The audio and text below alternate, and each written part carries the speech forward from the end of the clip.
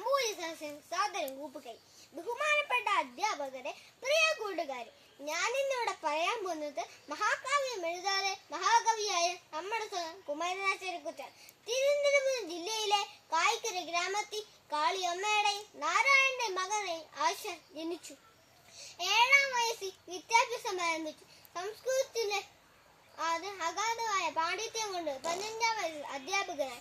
അങ്ങനെയാണ് ആശാന്റെ പേര് ലഭിക്കുന്നത്. ആശാൻ ആശയ ഗംഭീരൻ എന്നാണ് അറിയപ്പെടുന്നത്. 17-ാം വയസ്സിൽ ശ്രീനാരായണ ഗുരുവിനെ കണ്ടുമുട്ടിയത് ആശാന്റെ ജീവിതത്തിൽ വരുത്തിരുവായി മാറി. ലോകക്ഷേമത്തിന് ജനനന്മയ്ക്കുമായി ജീവിതം ഒഴിഞ്ഞു വെച്ച ശ്രീനാരായണ ഗുരുവിന്റെ വാക്കുകളിൽ ആകൃഷ്ടനായ ആശാൻ വീണ്ടും പഠനം ആരംഭിച്ചു. അദ്ദേഹത്തിന്റെ പഠനശേഷം അധികാര കൃതികൾ ശൃംഗാര ശ്ലോകങ്ങളായിരുന്നു. അദ്ദേഹം എഴുതിയ പ്രസിദ്ധമായ കൃതിയായിരുന്നു വീണപ്പൂവ്. ഹാ പുഷ്പമേ അധിക തുങ്ക പദത്തിലെത്ര ശോഭിച്ചിരുന്നൊരു രാജ്ഞി കണക്കയേ നീ. പൊഴിഞ്ഞു വീണ പുഷ്പത്തിന്റെ അവസ്ഥയെ മനുഷ്യ ജീവിതമായി താരതമ്യപ്പെടുത്തി ഞാൻ എഴുതിയ രചനയായിരുന്നു വീണപ്പൂവ്.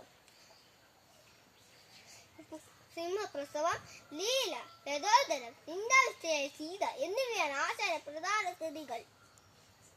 സ്നേഹമാണ് അതിരസായ മൂഴിയിൽ എന്ന കാവ്യമന്ത്രം ലോകത്തിന് നൽകിയത് നെടുങ്ങിയെന്ന കാവ്യത്തിലൂടെയാണ്. പന്നിലാറ്റിനുണ്ടായ റെഡിമേഡ് ബോട്ടാകുളത്തിൽ ആ പുണ്യാത്മാവ് പന്നിലാറ്റിൻ ഓളങ്ങളിൽ ആഴ്ന്നു പോയി. ആശാൻ ജീവിക്കുകയാണ് ഇന്നും ജനഹൃദയത്തിലൂടെ. നന്ദി.